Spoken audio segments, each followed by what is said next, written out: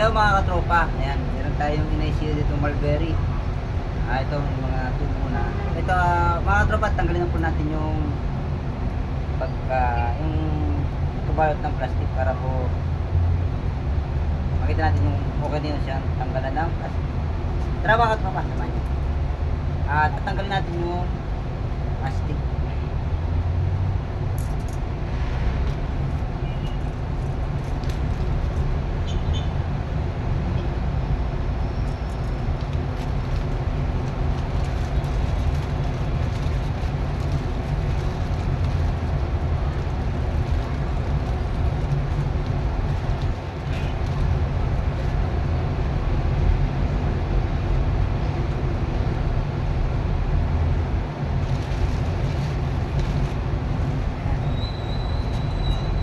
Ito na ngayon mga katropa yung ating makikita niyo po mga katropa, may dahon na po siya. Yan po,